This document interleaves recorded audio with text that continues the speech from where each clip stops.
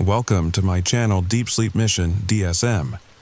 As we begin, I would be delighted if you could share your location in the comments below. It's truly inspiring to witness how far this content travels and to connect with viewers from across the world. The first time I saw Margaret Thompson's name carved into granite, she was still very much alive, working her shift at the county courthouse just 3 blocks away from Willowbrook Cemetery. But there it was, etched in perfect Times New Roman font. Margaret Thompson, 1967 to 2024, beloved wife and mother. The date of death? This Friday. Today is Wednesday. I should probably explain how I ended up in this mess. My name is David Chen, and I've been the groundskeeper at Willowbrook Cemetery in Millfield, Ohio for the past 8 years. It's honest work, quiet, predictable, and it pays the bills for my small apartment above Mrs. Henderson's bakery on Maple Street.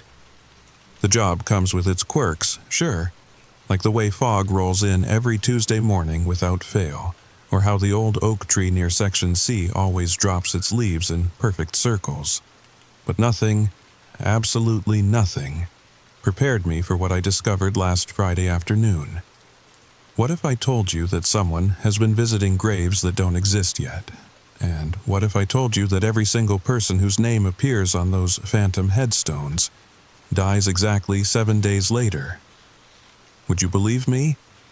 Because after what I've witnessed over the past month, I'm not even sure I believe myself anymore. This is the story of the Friday Cemetery visitor, and why I'm terrified that my name might be next on her list. The story is now going to start.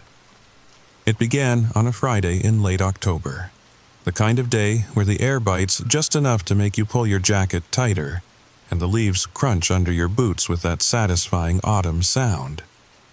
I was doing my usual end-of-week rounds, checking for any damage from the previous night's windstorm, making sure the irrigation system was functioning properly, and ensuring all the flower arrangements from recent services were still presentable.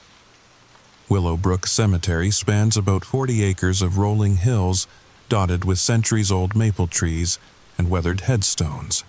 It's divided into sections A through H, with the newer additions spreading toward the back where the land slopes down toward Miller's Creek. I've walked these paths thousands of times. I know every pothole in the gravel road, every loose stone on every grave, every squeaky gate hinge that needs oil.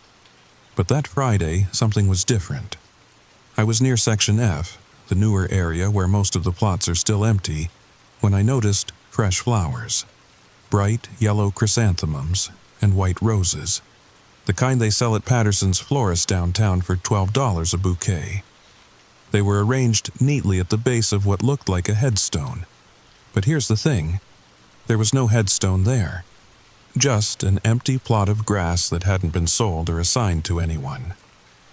I stopped my utility cart and climbed out, thinking maybe someone had accidentally placed flowers on the wrong grave. It happens more often than you'd think. Grief makes people disoriented, and all the headstones can start to look similar when you're not thinking clearly. But as I got closer, I realized this wasn't a mistake. There were flowers. Fresh, expensive flowers, arranged perfectly on a grave that didn't exist. I knelt down and ran my hand over the grass where the flowers lay. The ground felt different somehow, softer, like it had been recently disturbed, though there were no visible signs of digging. The grass was perfectly level, perfectly green, but underneath my palm it felt hollow, empty. That's when I saw her. An elderly woman, maybe 75 or 80, walking slowly down the gravel path with a small watering can in one hand and what looked like a garden trowel in the other. She was dressed neatly in a navy blue coat and sensible walking shoes, the kind my grandmother used to wear to church every Sunday. Her silver hair was pulled back in a perfect bun, and she moved with the careful, measured steps of someone who had made this walk many times before. She didn't see me at first. I was partially hidden behind one of the larger maple trees, and she seemed focused on her destination. But as she got closer, I noticed something odd about her route. she wasn't following the main path. Instead, she was cutting across sections of the cemetery where there were no graves, walking in a straight line toward a specific spot in Section G. I followed her at a distance, staying behind trees and larger monuments to avoid being seen. I told myself I was just being cautious, making sure she wasn't vandalizing anything or causing damage to the grounds. But honestly, I was curious. In 8 years of working at Willowbrook, I had never seen this woman before. She stopped at another empty plot. No headstone, no marker, just grass. But she knelt down anyway and began arranging a small bouquet of white lilies with the same care and precision someone might use when tending to their spouse's grave. She whispered something under her breath, too quiet for me to hear from my hiding spot behind a large granite angel. Then she did something that made my blood run cold. She pulled out a small piece of paper from her coat pocket and placed it where a headstone should be. The paper was folded neatly, and from where I was standing, it looked like it had writing on it. She weighted it down with a small stone, stood up slowly, and brushed the dirt off her knees. For a moment, she just stood there. Her head was bowed and her lips were moving in what looked like a prayer. The afternoon sun filtered through the maple leaves, casting dancing shadows across her face. There was something profoundly sad about the scene, something that made me feel like I was intruding on a deeply personal moment. Then she turned and walked away, following the same impossible straight line back toward the cemetery entrance. I waited until she was completely out of sight before approaching the spot where she had been kneeling. The flowers were beautiful, clearly expensive and freshly cut, but it was the piece of paper that made my hands shake as I reached for it. The paper was thick, expensive stationery with a watermark I couldn't quite make out, written in careful blue ink, in handwriting that reminded me of old-fashioned calligraphy lessons, was a name and date: Robert Kellerman, October 31st, 2024. Robert Kellerman, I knew that name. He owned the hardware store on Main Street, the one where I bought my work gloves and lawnmower parts. A nice guy, maybe 65 years old, who always asked about my mother when I came in. He had a wife named Linda and 2 grown kids who lived somewhere out in California. October 31st was 6 days away. I should have left it alone. I should have thrown the paper away, told myself it was just some eccentric old woman with a strange hobby, and gone back to my normal routine of mowing grass and cleaning headstones. But I didn't. I couldn't. Because something about that moment, the precision of her movements, the sadness in her posture, the expensive flowers on an empty grave, it all felt too deliberate to be random. So I did something I had never done in 8 years of working at Willowbrook. I started paying attention. The next Friday, I made sure to be in Section F around the same time I had seen her the week before. 3:30 in the afternoon, when the light was starting to fade and most visitors had gone home for the day. I positioned myself near the maintenance shed where I had a clear view of the entire cemetery while remaining hidden. She came. Same navy blue coat, same careful walk, same watering can and garden trowel. But this time, she went to 3 different locations, 3 empty plots in 3 different sections of the cemetery. At each spot, she left flowers and a folded piece of paper weighted down with a small stone.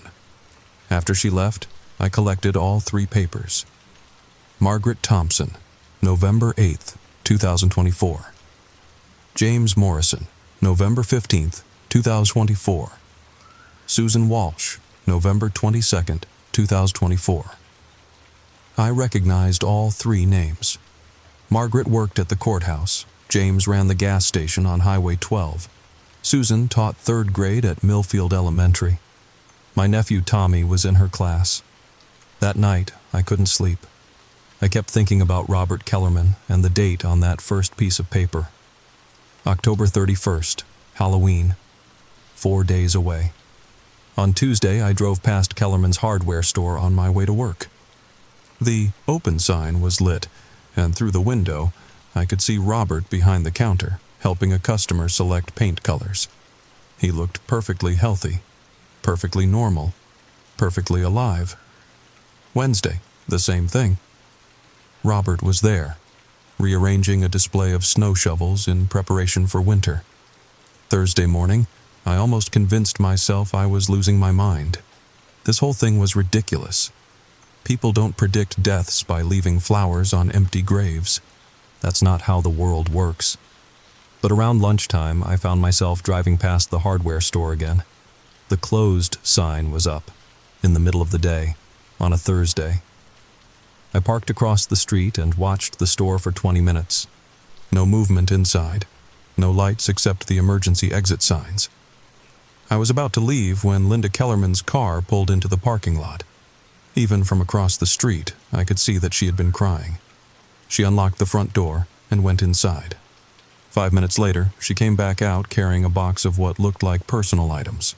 Photos, a coffee mug, a small cactus in a terracotta pot. The kind of things you take when you're not planning to come back for a while. That evening, I checked the Millfield Gazette's website. Nothing. No obituaries, no news about Robert Kellerman. But the hardware store remained closed on Friday, and Saturday, and Sunday. On Monday morning, the obituary appeared online. Robert James Kellerman, 65, passed away peacefully on October 31st, 2024, surrounded by family after a brief illness. Services will be held at October 31st, exactly 7 days after the elderly woman had left that piece of paper on an empty grave. I printed out the obituary and stared at it for a long time. The rational part of my mind kept insisting this was just a coincidence. People die every day. Elderly women visit cemeteries all the time. The fact that she had somehow guessed the right date was just luck. Bad luck, but still just luck. But the other part of my mind, the part that remembered the hollow feeling of the ground beneath my palm, the precision of her movements, the sadness in her posture, that part wasn't buying it. That part wanted to know what was going to happen to Margaret Thompson on November 8th. Margaret Thompson was a creature of habit. Every morning at 7:15, she walked from her small house on Cedar Street to the Millfield County Courthouse, where she had worked as a clerk for the past 12 years. She brought lunch from home, usually a sandwich and an apple, and ate at her desk while reading romance novels. She drove a 10-year-old Honda Civic that she parked in the same spot every day, and she always wore a small silver cross necklace that caught the light when she leaned forward to stamp documents. I knew all of this because I had started watching her. Not in a creepy way. At least, I told myself it wasn't creepy. I was trying to understand what connection she might have to the elderly woman who had written her name on that piece of paper. Maybe they were related. Maybe Margaret owed her money. Maybe there was some logical explanation for why someone would predict her death date with such confidence. November 8th was a Friday, 2 weeks after Robert Kellerman's death, 1 week after I had found that second batch of papers at the cemetery. I had been watching Margaret's routine for 6 days, and she seemed normal, healthy, maybe a little tired looking, but who isn't tired these days? On Wednesday, November 6th, I was driving past the courthouse around noon when I saw her collapse. It happened right on the front steps. One moment she was walking down toward the street, probably heading to Patterson's florist to buy flowers for the weekend like she did every Wednesday. The next moment, she was on the ground, her purse scattered across the concrete, her silver cross necklace glinting in the autumn sunlight. Several people rushed to help her. Someone called an ambulance. By the time the paramedics arrived, Margaret was conscious but disoriented. I watched from my car as they loaded her onto a stretcher and drove away, sirens wailing. That evening, I called the hospital using a fake name and claiming to be her cousin from out of town. The nurse was sympathetic but couldn't give me specific details due to privacy laws. She could only say that Margaret was stable but undergoing tests. Thursday passed with no news. The courthouse was closed on Friday for a staff training day, something that had been scheduled months in advance, according to the sign on the front door. I drove past Margaret's house on Cedar Street multiple times throughout the day. Her car wasn't in the driveway. Saturday morning, I found the obituary. Margaret Rose Thompson, 57, passed away peacefully on November 8, 2024, at Millfield General Hospital after a brief illness. She was preceded in death by November 8th, exactly 7 days after the piece of paper had been left on that empty grave. I sat in my kitchen, staring at the obituary on my laptop screen, and tried to make sense of what was happening. 2 people, 2 exact dates, 2 deaths that had been predicted a week in advance by an elderly woman who left flowers on graves that didn't exist yet. The rational explanations were getting harder and harder to believe. Maybe she was poisoning people somehow. But how? I had never seen her interact with Robert or Margaret. Maybe she had access to medical records. But that didn't explain how she knew they would die on specific dates. Maybe she was just incredibly lucky at guessing. But the odds of that were astronomical. Or maybe something else was going on. Something that didn't fit into the rational world of cause and effect that I had always believed in. I needed to know more about James Morrison. According to the paper I'd found, he was supposed to die on November 15th. That gave me exactly 1 week to figure out what was happening, and maybe find a way to stop it. James Morrison owned Morrison's Gas and Go on Highway 12, about 3 miles outside of Millfield. It was one of those old-fashioned service stations where they still pumped your gas for you if you asked nicely. And the coffee was always fresh because James made a new pot every 2 hours whether he needed to or not. He was maybe 55, with graying hair and laugh lines around his eyes from 40 years of dealing with customers who were having car trouble. I started stopping there for gas every other day. Not enough to seem suspicious, but enough to observe his routine and his health. James seemed fine. He moved a little slowly, probably arthritis from years of physical work, but he was alert, friendly, and showed no signs of illness. On Tuesday, November 12th, 3 days before the predicted date, I was filling up my tank when I overheard James on the phone with someone. His voice was tight with worry. "No, I understand, but Thursday is too soon. I need more time to get my affairs in order. Yes, I know what the doctor said, but..." He noticed me listening and turned away, lowering his voice. But I had heard enough. "Doctor, affairs in order. Thursday would be November 14th, 1 day before the date on the paper." That evening, I did something that probably crossed several ethical lines. I called Morrison's Gas and Go and pretended to be from his insurance company, claiming we needed to verify some information for his policy renewal. James was polite, but clearly tired. "Look, I appreciate you calling, but I'm dealing with some health issues right now. Can we do this next week?" "Of course, Mr. Morrison. I hope everything works out okay." "Yeah, me too. The surgery is scheduled for Thursday, and the doctor says... Well, he says we caught it early, so that's good, right?" Surgery. On Thursday, November 14th. 1 day before November 15th, the date the elderly woman had written on that piece of paper. I hung up the phone and sat in the dark in my apartment, listening to the sounds of Millfield settling in for the night. Mrs. Henderson's bakery ovens hummed to life downstairs, preparing for the next day's bread. A dog barked somewhere in the distance.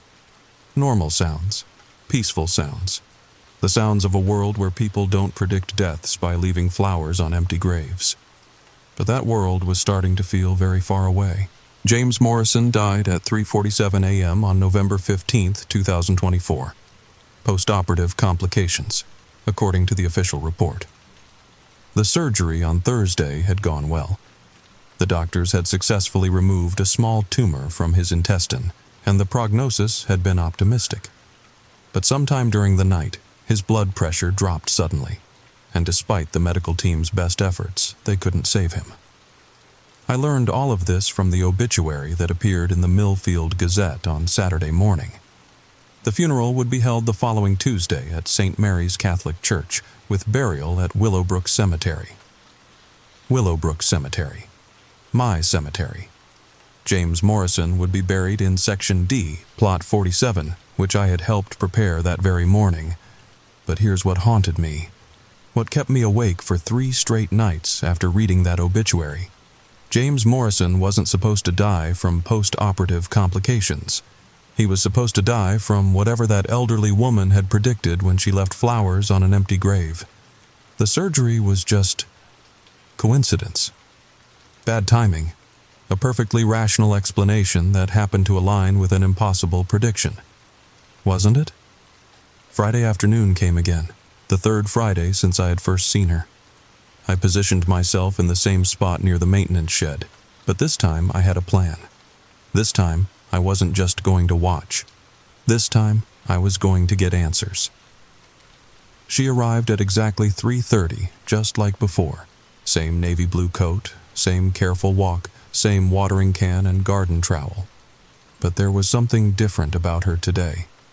She moved more slowly, and even from a distance, I could see that her shoulders were hunched with exhaustion. Or maybe sadness. She went to 2 locations this time. The first was in Section H, near the back of the cemetery where the newer plots were still mostly empty. The second was in Section B, among some of the older headstones where the marble had been worn smooth by decades of weather. After she left the second bouquet and its accompanying piece of paper, I stepped out from behind the maintenance shed. "Excuse me." She turned around slowly, and I got my first clear look at her face. She was older than I had initially thought. Probably closer to 85. Her skin was deeply lined, but her eyes were sharp and bright blue. There was something familiar about her features, though I couldn't place where I might have seen her before. "You're the groundskeeper," she said. It wasn't a question. "Yes, ma'am. David Chen. I've been working here for 8 years. She nodded and adjusted her grip on the watering can. "You've been watching me." Again, not a question. I felt heat rise in my cheeks, but I forced myself to maintain eye contact. "Yes, ma'am, I have. I need to know. I need to understand what you're doing here." For a long moment she didn't respond. She just stood there studying my face with those sharp blue eyes. The afternoon wind rustled through the maple trees, and somewhere in the distance I could hear the sound of traffic on Highway 12. "You collected the papers," she said finally. "Yes. And you've been checking on them. Robert, Margaret, James." It wasn't a question, but I answered anyway. "Yes." She sighed and set down her watering can. "Then you know." "I know they're dead. I know they died exactly when you said they would. I know you somehow predicted their deaths a week in advance. What I don't know is how, or why." She was quiet for so long that I started to think she wasn't going to answer. But then she reached into her coat pocket and pulled out a worn leather wallet. From it, she extracted a small, faded photograph and handed it to me. The photo showed a young woman, maybe 25 years old, with dark hair and bright blue eyes. She was wearing a nurse's uniform and standing in front of what looked like a hospital. On the back, in the same careful handwriting I had seen on the papers, was written, "Eleanor Whitmore, 1962. "That's me," she said quietly. 62 years ago, I was a hospice nurse at Millfield General Hospital." Eleanor Whitmore. I tried to remember if I had ever heard that name before, but nothing came to mind. "For 30 years I helped people die," she continued. "Not in a bad way, in a peaceful way. I held their hands and made sure they weren't alone. I learned to recognize the signs. The way someone's breathing changes, the way their skin gets cold, the way their eyes look when they're ready to let go." She took the photograph back and tucked it into her wallet. "After I retired, I thought I was done with death. I thought I could have a normal life, tend my garden, read books, visit my grandchildren. But the knowing, it didn't stop. If anything, it got stronger." "The knowing?" Eleanor looked past me toward the cemetery gates, where the last rays of afternoon sunlight were filtering through the iron railings. I can see when someone is going to die. Not how, not why, just when. It started about 5 years ago. I would be at the grocery store and I would look at the cashier and just know she had 2 weeks. Or I would be at church and I would see Mrs. Peterson in the pew ahead of me, and I would know she had 3 days. My mouth was dry. And you're always right? Always. She picked up her watering can. At first, I tried to warn people. I called Margaret Thompson's sister and told her Margaret was going to die. The sister hung up on me and threatened to call the police. I sent an anonymous letter to Robert Kellerman's wife, suggesting she encourage him to see a doctor. She threw it away. So you started leaving flowers instead. They deserve to be remembered, Eleanor said simply. Even if they don't know it yet, even if no one believes me, they deserve to have someone who cares enough to bring them flowers and say their names out loud. I stared at her, trying to process what she was telling me. But you're just leaving flowers on empty graves. There's no one there to remember. Eleanor's smile was infinitely sad. There will be. She started walking toward the cemetery entrance, moving with that same careful, measured pace. I followed her, my mind racing with questions. The 2 papers you left today? I called after her. Who are they for? She stopped walking but didn't turn around. Susan Walsh, November 22nd. And? When she finally turned to face me, I saw something in her eyes that made my blood freeze. David Chen, December 13th. That was 3 weeks ago. Today is December 10th. Susan Walsh died exactly when Eleanor predicted. A car accident on Route 9, just outside of town. The funeral was yesterday. I helped prepare the grave in Section C, Plot 23. I've spent the last 3 weeks trying to figure out how to change what's supposed to happen to me in 3 days. I've seen doctors. I've had tests. I've avoided driving, avoided dangerous activities, avoided anything that might lead to an accident or injury. But deep down, I know it won't matter. Eleanor Whitmore knows things, impossible things, and she's never been wrong. I've been visiting her house on Pine Street every few days, trying to understand more about her gift, or curse. She makes tea and tells me stories about the people she's helped over the years. She's kind, gentle, and genuinely sorry about what she sees in my future. But she can't change it any more than I can. The flowers aren't a prediction, she told me yesterday. They're a promise that someone will remember, a promise that the death won't be meaningless. Today is my last day as groundskeeper at Willowbrook Cemetery. I've trained my replacement, a nice guy named Marcus who doesn't ask too many questions about why I'm leaving so suddenly.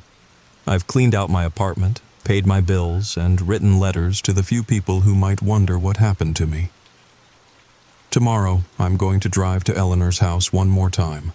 I want to thank her for the kindness she showed me, even though her gift brought nothing but terror into my life. I want to understand why she does what she does, knowing how much pain it causes. And on December 13th, well, we'll see what happens on December 13th. But here's what I keep thinking about. What keeps me awake at night staring at the ceiling. Eleanor said she's been able to see deaths for 5 years now. 5 years of knowing exactly when people are going to die. 5 years of leaving flowers on empty graves and watching her predictions come true. But she never told me when she started seeing her own death. And she never told me who's going to be leaving flowers on her grave. What do you think really happened to David? Was Eleanor's gift real? Or was there something more sinister going on in Millfield? And most importantly, if you were in David's position, what would you do with 3 days left? Let me know in the comments below, and don't forget to subscribe for more stories that will keep you up at night wondering what's real and what's not. Story number 2. The GPS coordinates haven't changed in 43 years. Neither has the weather report for Kaktovik Village. Population 287, temperature -12, wind speed 15 knots. The only problem is, Kaktovik village hasn't existed since 1981, yet every morning at 5:47 a.m., my flight manifest updates itself with delivery requests from people who shouldn't be alive. If you're listening to this, you need to know why I still fly those routes, and why I can never, ever stop. Story begins. My name is Jake Morrison, and 3 months ago, I inherited the worst gift anyone could receive: a 1962 de Havilland Beaver floatplane and a set of flight routes through the Alaskan wilderness that my Uncle Charlie flew for 43 years. The lawyer's office in Anchorage smelled like burnt coffee and old paper when he handed me the keys. "Your uncle was very specific," he said, pushing his glasses up his nose. "The routes must continue, no matter what." I almost laughed. Almost. Charlie had been the kind of bush pilot they write books about, flying medical supplies to remote villages, delivering mail to research stations, rescuing hikers from places helicopters couldn't reach. When I was a kid visiting from Seattle, he'd let me sit in the co-pilot seat, teaching me about updrafts and crosswinds while we soared over glaciers that looked like frozen rivers of light. But something changed after his wife Martha died in 2019. His letters got stranger. His phone calls came at odd hours, always talking about keeping the schedule and not disappointing them. The last time I saw him was at Thanksgiving. He looked thin, haunted, kept checking his watch and muttering about delivery windows. Mom thought it was early dementia. Dad said it was grief. Nobody said it was fear. The float plane sat in a hangar at Lake Hood Seaplane Base, looking exactly as I remembered. Faded red paint with Morrison Air Service stenciled in white on the fuselage. Inside, everything was meticulous. Updated avionics, fresh leather seats, and a laminated route map taped to the dashboard. 7 villages were marked with red circles: Kaktovik, Shungnak, Nikolsky, Chitina, Eagle, Chicken, and one simply labeled North. I knew most of these places. Tiny communities scattered across Alaska like seeds thrown by a careless hand. But when I checked them against current maps, something was wrong. 3 of them didn't exist anymore. Kaktovik had been abandoned after a fire in 1981. Nikolsky evacuated due to volcanic activity in 1995. And north, there was nothing at those coordinates but empty tundra. The manifest clipboard hung on a nail beside the pilot's seat. Fresh delivery requests. Dated today, Mrs. Henderson in Kaktovik needed antibiotics. Tom Bridges in Nikolsky ordered canned goods. Someone in North requested. The handwriting was smudged, but it looked like warmth that first night in Charlie's hangar. I found things that made my skin crawl, hidden behind a false panel in his desk. Dozens of Polaroid photographs, but these weren't vacation snapshots or family memories. Each photo showed empty spaces, vacant lots, demolished buildings, cleared forests, but written on the back in Charlie's careful handwriting were notes that didn't make sense. Henderson's house, still cooking dinner. Main Street, children still playing. The old church, Sunday service at 3 p.m. I held one photo up to the light, just an empty field covered in snow. But the back read, Nikolsky School, Miss Carver, still teaching 4th grade, requests new chalk. The timestamp on the photo was from last month. 2 years after I'd personally confirmed Nikolsky was nothing but ash and memory. That's when I found Charlie's recording equipment. Reel-to-reel tapes stacked in milk crates, each labeled with dates and coordinates. I picked one at random. October 15th, 2018, Kaktovik Village. The tape hissed to life. Charlie's voice, strained and tired. Supply drop complete. Mrs. Henderson confirms the medicine is working, but she's asking questions I can't answer. Wants to know why her granddaughter never ages. Why the calendar in the post office has been stuck on March 3rd, 1981 for 37 years. His voice broke slightly. I tried to tell her, tried to explain, but how do you tell someone they're living in the echo of their own death? That their entire world exists only because someone remembers to visit it? Static crackled. Then Charlie's voice again, quieter now. Something's wrong with the village today. The loop is degrading. I saw the Hendersons' dog get hit by the same truck 3 times in 10 minutes. Each time. It would yelp, die, then reset and run into the street again. Mrs. Henderson didn't notice. None of them notice when the loop glitches. A chill ran down my spine as I listened to more tapes. Hours of recordings. Charlie documenting the slow decay of impossible places. Villages where time moved in circles. Where the same conversations happened daily. Where the same accidents occurred on schedule. Where the dead continued their routines without knowing they'd stopped living. I should have walked away. Should have sold the plane, torn up the roots, gone back to my IT job in Seattle. But Charlie's voice echoed in my memory. Some responsibilities choose you, Jake, and once they do, you can't unchoose them. That first morning, I loaded the plane with supplies from the warehouse Charlie had been using.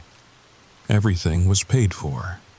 Organized, labeled, antibiotics for Mrs. Henderson, canned peaches, beans, and coffee for Tom Bridges, and for North, a single wool blanket, wrapped in plastic. The Beaver's engine coughed to life like an old dog waking from sleep. Lake Hood stretched before me, dark water rippling with the promise of rain. Other pilots were doing their pre-flight checks, normal people flying to normal places. I wasn't one of them anymore. The flight to Kaktovik should have taken 4 hours. The GPS showed the village coordinates clearly, but as I flew north, the landscape began to feel wrong. Mountains appeared where my charts showed valleys. Rivers ran backward from their marked directions. The magnetic compass spun lazily, as if it had given up trying to find north. But it was the radio that truly unnerved me.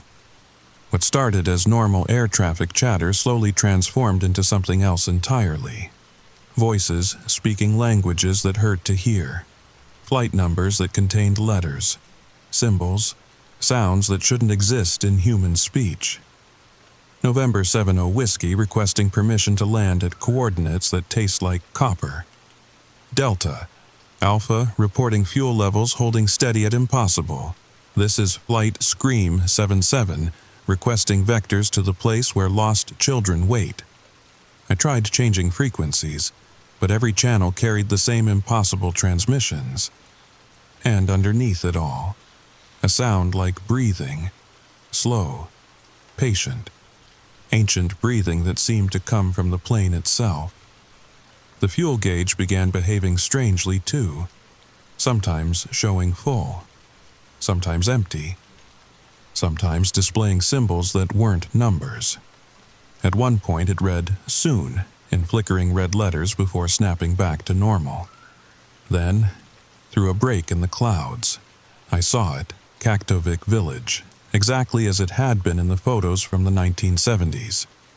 Wooden buildings clustered around a small airstrip. Smoke rising from chimneys, a few trucks moving along the main street. My rational mind screamed that this was impossible. The village had burned. I'd seen the newspaper articles, the insurance reports, but there it was, as real as the stick in my hand and the engine noise in my ears. I circled once, twice, looking for signs of, what, decay, abandonment? Some indication that this was a movie set or a hallucination. But the windsock was full, pointing northeast. The runway had fresh tire marks, and standing at the edge of the strip, a figure in a heavy parka waved me down. Landing a float plane on a dirt strip requires special wheels. Charlie's Beaver had them. Of course it did. The touchdown was smooth, practiced. as if the plane knew this approach by heart. The figure in the parka walked toward me as I powered down. An elderly woman, indigenous features weathered by decades of Arctic wind. She smiled, and her teeth were too white, too perfect. "You must be Jake," she said, and her voice carried despite the engine's dying rumble. "Charlie told us you'd come." "Charlie's dead," I said, the words catching in my throat. Her smile never wavered. "Yes, he is, but he kept his promise, and now you're here." She introduced herself as Mrs. Henderson, the same Mrs. Henderson who'd ordered antibiotics. She looked exactly like the photos in Charlie's old albums, except those photos were from 1979. "How?" I started, but she raised a mittened hand. "The medicine first." She said, "Questions later, if you still have them." I handed her the antibiotics. Her fingers were ice cold through the thick mittens, and when our hands touched, I felt something electric, ancient, hungry. The village behind her was impossibly normal. Kids played in the snow. Men worked on snowmobiles. A dog barked at something only it could see, but underneath the normalcy, something was wrong. The shadows fell at incorrect angles. The smoke from chimneys drifted against the wind, and the children playing. They moved in patterns, the same snowball fight over and over, like a recording stuck on loop. As Mrs. Henderson walked away, I noticed something that made my stomach lurch. Her footprints in the snow. They weren't quite right. Instead of the expected boot-shaped impressions, her tracks looked like burn marks, charred outlines in the white snow that smoldered faintly as I watched. The village itself seemed to flicker when I wasn't looking directly at it. Peripheral vision caught buildings phasing in and out of existence. A truck that appeared solid from the front showed daylight through its engine block when viewed from the side. Children's laughter echoed from empty lots. But what terrified me most was the consistency of their routines. I watched for 20 minutes, and the same sequence repeated exactly. A man in a red flannel shirt walked from the store to the gas station, spent precisely 3 minutes there, then walked back. A woman hung laundry that was already dry. A child threw the same stick for the same dog which fetched it with the same enthusiasm. And every 4 minutes and 37 seconds, a church bell tolled 3 times. Even though there was no church, "We need these supplies," Mrs. Henderson said, clutching the medicine. "Without them, we fade." Charlie understood. "He kept us whole." "Kept you whole?" My voice cracked like a teenager's. "You're not. You can't be. Real?" She laughed, and it sounded like wind through broken windows. "We're as real as memory. Jake, as real as obligation, as real as the roots your uncle flew." She turned and walked back toward the village. At the boundary of the airstrip, she stopped. "The others are waiting." She called back, "Don't disappoint them. The consequences." She didn't finish. I wanted to follow her, to demand answers, but my feet wouldn't move. Something about crossing that boundary, entering the village proper, felt like a line I couldn't uncross. I got back in the plane. The engine started immediately, eager to leave as I taxied for takeoff. I saw them. The entire village had come out to watch. Men, women, children, all standing perfectly still, all smiling those 2 white smiles, all waving in perfect synchronization. The takeoff was rough, the plane bucking like it was flying through invisible walls. When I looked back, Kaktovik was gone, just empty tundra and the marks of a fire that had burned 43 years ago. The flight to Nikolsky was worse. The clouds formed shapes that shouldn't exist. Faces, hands, entire bodies of vapor reaching for the plane. The radio crackled with static that almost sounded like voices, pleading, warning, threatening. but it was what I heard between the static that made my hands shake on the controls. Charlie's voice, faint, distorted, but unmistakably his. "Jake, don't trust the compass. Magnetic north isn't where they say, follow the cold, always follow the cold." The temperature gauge in the cockpit dropped 20 degrees in seconds. Ice formed on the inside of the windows despite the heater running full blast. And through the frost, I saw them. Other planes, dozens of them, flying in formation through the clouds around me. Old planes, new planes, military bombers from the 40s, modern Cessnas, all flying the same route, all piloted by shadows. One pulled alongside me, a vintage Piper Cub with Hamilton Air Service painted on the side. The pilot turned to look at me, and where his face should have been was just darkness.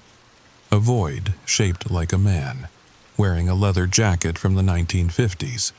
He held up a clipboard, pointed at it urgently. Then his plane banked hard left and disappeared into a cloud that shouldn't have been there. My own manifest clipboard rattled against its nail. New entries were appearing as I watched, written in different hands, different inks, some in languages I didn't recognize, deliveries to places that hurt to read, coordinates that made my eyes water. The terminal station, the Upside Church, Nowhere, Arkansas, the city of Dis. Nikolsky appeared through a gap in the weather like a photograph developing in reverse. First the edges, then the details.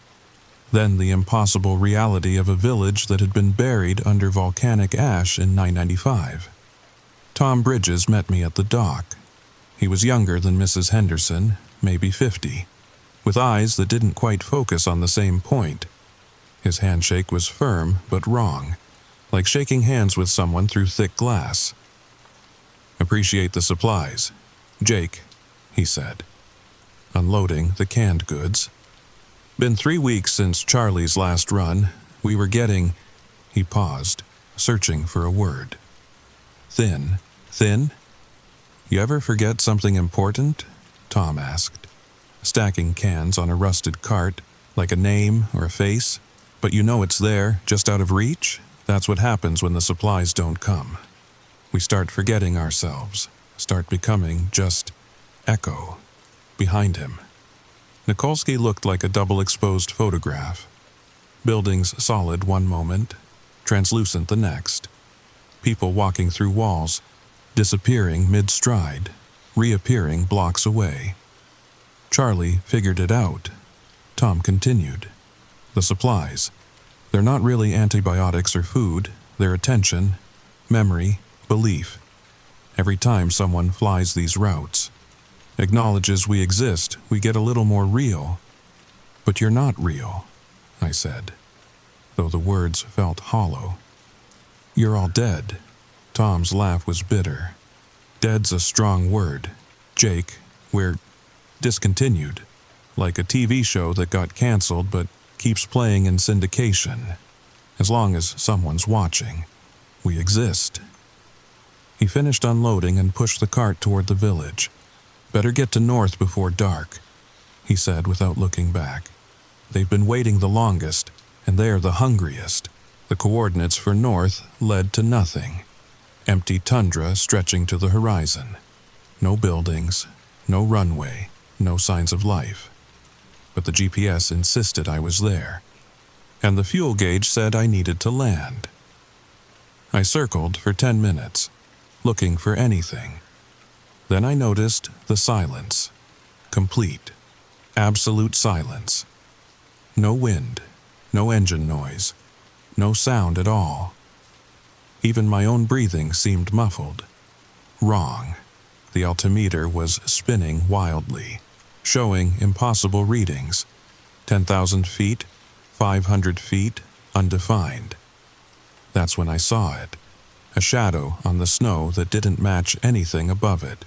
A rectangular darkness that suggested a runway that wasn't there. But as I descended, reality began to warp around me. The sky turned purple at the edges. Stars appeared in broad daylight, but they were wrong stars. Constellations that spelled out words in languages that predated human speech. And the cold, God. The cold, not just physical cold, but something deeper. The cold of empty space, of forgotten graves, of love that died before it could be spoken. Landing on nothing requires faith or insanity. I had run out of the first and was embracing the second. The wheels touched something solid where my eyes saw only snow. The plane rolled to a stop in empty air. And then they came. Not people, not anymore. Shapes of static and snow, outlines of what had been human. They moved like stop-motion animation. Jerky, unnatural, wrong. The leader, if you could call it that, reached for the blanket with hands made of television snow. When it touched the wool, it solidified slightly. Features emerged from the static. A young man, maybe 25, wearing a military uniform from World War II. Weather station, his voice was like radio interference. Classified, 1943, forgotten, abandoned, starved.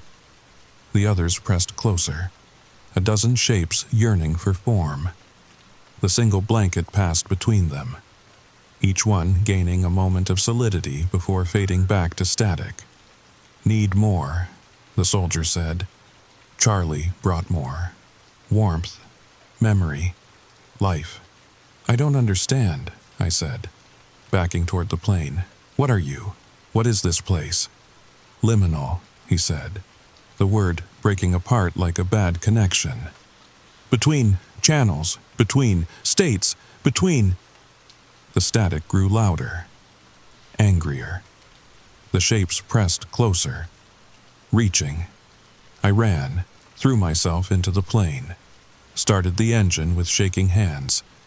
The takeoff was violent, the plane lifting through grasping static that left frost patterns on the windows, patterns that looked like screaming faces. I flew back to Anchorage in silence. The radio was dead, the GPS spinning wildly, but the plane knew the way home, following invisible roads through darkening sky. That night, I couldn't go back to my hotel. Something about being alone, enclosed, vulnerable. Instead, I stayed in the hangar office, surrounded by Charlie's life. The walls were covered with maps. Not just Alaska, but everywhere. Red pins marked locations. Hundreds of them, some in places I knew, others in oceans, in deserts, in the middle of cities. Each pin had a string leading to a note card. Lost 1953, forgotten 1987, erased 1999. One pin sat in the middle of Lake Michigan. The card read, Peshtigo Relief Ship, 1871. Still sailing, still searching for survivors. Another in the Amazon, missionary colony, 1923, they found something else to worship. Downtown Manhattan had 3 pins clustered together. Subway station, platform 13, never officially existed. Passengers still waiting. I pulled out my laptop, started researching. Every location had a story, a tragedy, a disappearance, a collective forgetting. The Peshtigo fire had killed more people than the Chicago fire on the same day, but nobody remembered it. The missionary colony had sent one last radio transmission. God is different here. The Manhattan subway blueprints showed Platform 13, but it was never built. Or was it? Charlie's journals were in chronological order, each one meticulously detailed. At first, normal deliveries to normal places. Then, in 1981, the first mention of Kaktovik after the fire. But I found something else, letters, hundreds of them, bound with rubber bands. The first was dated 1962, the year Charlie got his pilot's license. Dear Mr. Morrison, we at the Bureau of Liminal Affairs appreciate your interest in our advertised position. Bush pilots with your qualifications are rare. The routes you'll be flying are essential to national security, or perhaps we should say, reality security. Please report to the coordinates provided. Ask for Mr. Gray. He doesn't exist, but he'll find you. The Bureau of Liminal Affairs. I searched online. Nothing. No records. No mentions. No conspiracy theories even. It didn't exist. Or it existed in the same way Kaktovik existed. More letters followed. Instructions for deliveries. Warnings about certain routes and payments. Charlie had been paid well. Very well. The money came from accounts that didn't exist at banks that had never been built. One letter stood out, dated just a month before Charlie died. Mr. Morrison, your nephew has been selected as your replacement. He doesn't know it yet. Won't know it until you're gone. But the routes must continue. The alternatives are unacceptable. We've seen what happens when the forgotten get too hungry. Detroit, 1967. Watts, 1965. They called them riots. We know better. That was just the forgotten trying to be remembered. Violently. Your nephew is strong. He'll understand. Or he'll learn. Either way. The routes continue. My hands shook as I set the letter down. Selected? I'd been selected? A sound outside made me freeze. Footsteps on gravel, slow, measured, wrong. The doorknob turned. A man entered who looked like he'd stepped out of a 1950s government PSA. Gray suit, gray tie, gray hair. Even his skin had a grayish tint. Mr. Gray, I presumed. Hello. Jake. His voice was like old paper rustling. I see you've been reading. Good. Context helps. Who are you? I managed. I'm nobody, he said, sitting in Charlie's old chair. Literally, I'm a government employee who was never hired by an agency that doesn't exist to manage problems that can't be real. I'm what happens when bureaucracy becomes self-aware. He pulled out a cigarette that smelled like burning memories. Your uncle was the best we had, he continued. 43 years without a major incident. Do you know how rare that is? Most pilots last 5 years before they try to stop. Then we have to... He paused. Replace them, messily. You're threatening me? No. He smiled, and his teeth were the same gray as everything else. I'm explaining. You've already seen what happens when deliveries are late. They get thin, desperate. Some of them start wandering, looking for acknowledgement, for proof they existed. He stood, walked to the map. See this pin in Portland? He pointed to Oregon. 1997.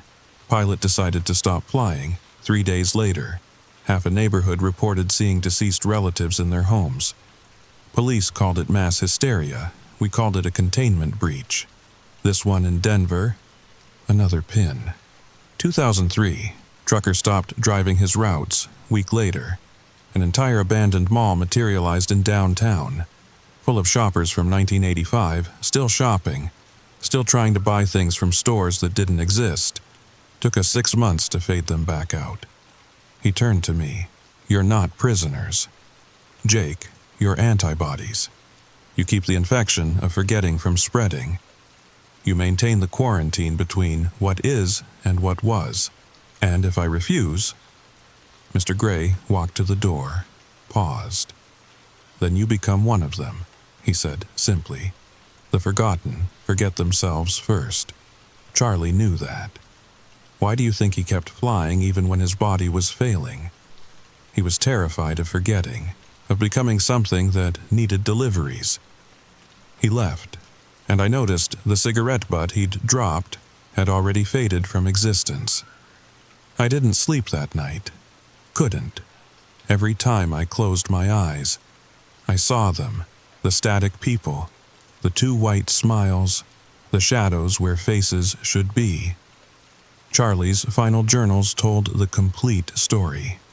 43 years of maintaining the impossible, of keeping the forgotten stable, contained, fed on acknowledgement and supplies. They needed me. He wrote, "Still need supplies. Can't abandon them." The entries grew more frantic over the years. Villages that shouldn't exist, people who weren't quite right, and always the compulsion to continue. They're trapped.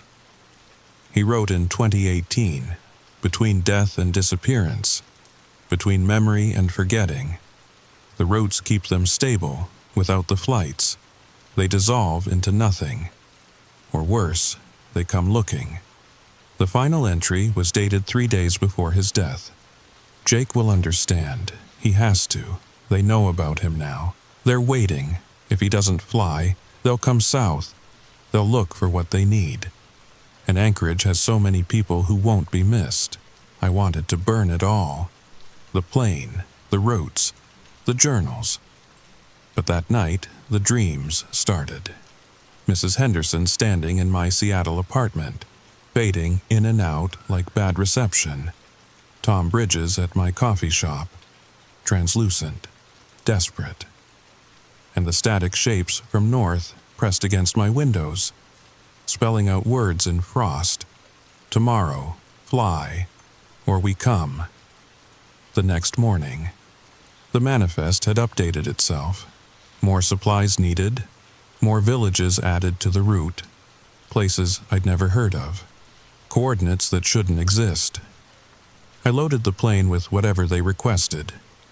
Medicine, food, blankets, books, toys, each item a tether to existence, a weight against oblivion. The flights became routine, impossible routine. Villages that existed only when observed. People who were memories wearing human masks. And always, the hunger for acknowledgement, for proof they hadn't been forgotten. Some days, new villages appeared. Ghost towns, abandoned camps, forgotten outposts, all populated by those who fell through the cracks of history, all dependent on my deliveries to maintain their fragile existence. And I understood Charlie's fear, because if I stopped, if I refused to fly, they wouldn't simply fade away. They'd come for what they needed. And in a world that creates forgotten places every day, that loses people in the margins, that erases entire communities from memory, they'd never run out of food. 3 months I've been flying these routes. 3 months of delivering supplies to the discontinued, the erased, the forgotten, and every flight. The manifest grows longer. New coordinates appear. New villages materialize from nothing, yesterday. I saw something that made my blood freeze. A new entry on the manifest. Coordinates I recognized. My childhood home in Tacoma. The house that burned when I was 12. The house where the request was simple. Toys for Emma. Emma, my sister's name. My sister who died in that fire. I haven't flown that route yet. But the coordinates pulse on my GPS, and last night, I heard her voice on the radio, singing the song she used to sing, asking why I haven't visited, asking why I abandoned her tomorrow. I fly to Tacoma, or what's left of it in that other space, that liminal gap where the forgotten wait. And I need to know, if you're listening to this, if you've ever lost someone, someplace, something that should have been remembered. Check your maps. Check the coordinates where they should be. Because Charlie wasn't the only bush pilot flying these routes. There are others. Truck drivers on abandoned highways, ship captains on forgotten seas, train conductors on discontinued lines. We're the ones who keep the forgotten from becoming hungry. We're the ones who maintain the barriers. And we're running out of supplies. So I need to ask you something. And think carefully before you answer. Have you noticed places in your town that feel wrong? Empty lots that give you chills? Abandoned buildings where shadows move without sources? Those aren't empty, they're waiting. And if you've noticed them, they've noticed you. Sleep tight. And whatever you do, don't research the coordinates of places that no longer exist. Because once you know where they know where you are too. Story number 3. The scratching started at 3:47 a.m. Not the normal kind of scratching you'd expect from a dog wanting to go outside. This was different. Methodical. Deliberate. Like someone dragging fingernails across wood in a pattern only they understood. And it was coming from the other side of my bedroom wall, the wall I shared with my new neighbor, Mr. Hendricks. But here's the thing that still makes my skin crawl.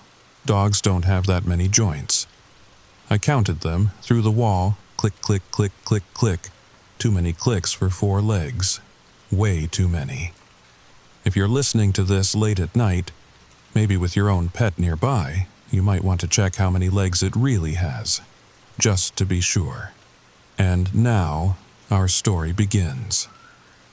I'd lived in my duplex in Cedar Falls, Iowa, for 3 years without any issues. The previous tenant on the other side had been Mrs. Chen, a sweet elderly lady who grew tomatoes in the shared backyard and always left cookies on my doorstep during the holidays. When she moved to Florida to be closer to her grandkids, I figured whoever moved in next couldn't possibly be as good a neighbor. I was right, but not in the way I expected. Mr. Hendricks arrived on a Tuesday afternoon in late September. I was working from home, as usual, tapping away at my laptop in my home office when I heard the moving truck pull up. Being a good neighbor, I stepped outside to introduce myself. He was ordinary. That's the word that comes to mind. Medium height, brown hair going gray at the temples, probably mid-50s. Wore a plain blue polo shirt and khakis, the kind of guy you'd pass in the grocery store 100 times and never notice. Except for his hands. They were always moving, flexing, bending at angles that seemed just a degree or two off from normal. "Tom Hendricks," he said, extending one of those restless hands. His grip was firm, but wrong somehow, like shaking hands with someone wearing a very convincing glove. "Sarah Mitchell," I replied. "Welcome to the neighborhood. It's pretty quiet here, mostly families and retirees." He smiled. It reached his eyes, but there was something behind them, like he was laughing at a joke I wasn't in on. Perfect. I value my privacy, and my dog values his exercise time. "Oh, you have a dog? What breed?" That smile again. "He's a mixed breed, very mixed. His name is Bentley." I offered to help him move boxes, but he politely declined. Said Bentley didn't do well with strangers. I understood. Some dogs are like that. I went back inside, but I kept glancing out my window as he unloaded. Box after box after box, all unmarked, all roughly the same size, and I never saw the dog. What struck me as odd was how he handled the boxes. They were clearly heavy. I could tell by the way the movers struggled with them, but Mr. Hendricks lifted them like they were empty. His arms never shook, never strained. And those hands, they seemed to grip the cardboard in too many places at once, fingers wrapping around corners that shouldn't have been reachable from a single position. I also noticed something else. The moving truck was from Nebraska. The company name was barely visible, faded and peeling, like it had been driving for decades. But what really caught my attention was a sticker on the back bumper, a veterinary clinic in a town I'd never heard of, with a phone number that had too many digits. That night, I heard it for the first time. A sound like someone cracking their knuckles, but amplified. Pop, pop, pop, pop, pop, pop, coming through the wall. Then footsteps, but not the typical click, click, click, click of dog paws on hardwood. This was more like someone walking on their hands and feet at the same time, but with extra limbs thrown in for good measure. The sound pattern was hypnotic in a disturbing way. It wasn't random. There was a rhythm to it, almost musical. 3 quick pops, pause, 5 clicks, pause, 7 more pops, like a code. like communication. I told myself I was being ridiculous. It was just a dog with long nails on hardwood floors. The sound was distorted through the walls. That had to be it. But then I heard Mr. Hendricks talking. His voice was muffled, but I could make out some words. "Good boy, Bentley. Stretch those joints, all of them. That's it, one by one. We'll go for a walk soon, when it's darker, when no one's watching." A chill ran down my spine, but I shook it off. Some people baby talk to their pets in weird ways. Nothing sinister about that. But the way he said all of them stuck with me. Not stretch your legs or stretch your paws, all of them. Like there were more joints to stretch than a normal dog would have. The next morning, I was taking out my trash when I noticed something odd in the backyard. Tracks in the dirt near the fence. They looked like dog prints at first glance, but there were too many toes, and they seemed to bend in ways that made my eyes water trying to follow them. But it wasn't just the shape that bothered me. It was the depth. Whatever made these prints was much heavier than it should have been, as if its weight was distributed across more contact points than a normal animal would have. The impressions went deep into the hard-packed earth, and there were scuff marks around each print, like whatever was walking had dragged something across the ground with each step. "Morning, Sarah." I jumped. Mr. Hendricks was standing at his back door, coffee mug in hand. I hadn't heard him come outside, which was impossible. His screen door had a notorious squeak that Mrs. Chen used to complain about. "Oh, good morning. I noticed some tracks. Bentley was exploring last night. He's still getting used to the new yard." He took a sip of his coffee, and I noticed his mug was one of those novelty ones. It said, "World's Best Dog Dad," but the font looked wrong, stretched and distorted, like the letters were trying to twist away from each other. "He's got a condition, a bone disorder, makes his joints hyperflexible. The vet says it's rare, but harmless." That explained it, sort of. I nodded and went back inside, but something kept nagging at me. I'd never heard of a bone disorder that gave dogs extra toes, or one that made their footprints look like they were made by something trying very hard to pretend it was a dog. That afternoon, curiosity got the better of me. I Googled hyperflexible joints dogs and found nothing. Bone disorders, canine extra joints, returned articles about hip dysplasia and arthritis. Nothing about conditions that would create the patterns I'd seen in my backyard. I tried more specific searches. Dog extra toes mutation. Polydactyl dogs. I found some information about dogs born with extra dew claws, but nothing that matched what I'd witnessed. The images I found of polydactyl dogs showed normal paws with an extra toe or two, not the sprawling, impossible geometries I'd seen pressed into the dirt. Over the next few weeks, I established a routine with my new neighbor. We'd wave when we saw each other, exchange pleasantries about the weather, but that was it. He kept to himself, and I respected that. But I couldn't help noticing patterns. Every night, around 2 a.m., I'd hear movement next door. The popping joints, the strange footsteps, and then the back door opening. I started sleeping lighter, sometimes getting up to peek through my bedroom blinds. I'd see Mr. Hendricks in his backyard with something. It was always too dark to see clearly, but whatever was with him moved wrong. Too fluid, too many angles. The more I watched, the more details I noticed. Mr. Hendricks would stand perfectly still in the center of the yard while Bentley explored, but his stillness was absolute, inhuman. He never shifted his weight, never adjusted his position. He stood like a statue while the thing that was supposed to be his dog flowed around the perimeter of the yard like water finding its level. And the sounds, God, the sounds were worse when I could see the shapes that made them. Bentley's movement created a constant symphony of biological impossibilities. Joints clicking and popping in rapid succession, but not the random pops of a dog stretching. These were rhythmic, purposeful, like he was manually adjusting each joint to achieve some optimal configuration. One night in October, Curiosity got the better of me. I grabbed my phone and tried to record a video through the window. The night vision mode picked up Mr. Hendricks clearly enough, but Bentley was just a blur of motion, like the camera couldn't quite focus on him, or like he had too many parts moving in different directions for the sensor to track. I played the video back frame by frame. In one split second, I swear I counted 7 legs. In another, the thing that might have been his head was bending backward at an impossible angle, joints popping like firecrackers. But when I showed the video to my friend Lisa the next day, she just saw a blurry dog. "You need to get more sleep, Sarah," she laughed. "You're starting to see things." Maybe she was right. I was working long hours on a stressful project. Lack of sleep could make anyone paranoid. But when I played the video again that evening, I noticed something Lisa had missed, or maybe something that only appeared when watched alone, in the dark.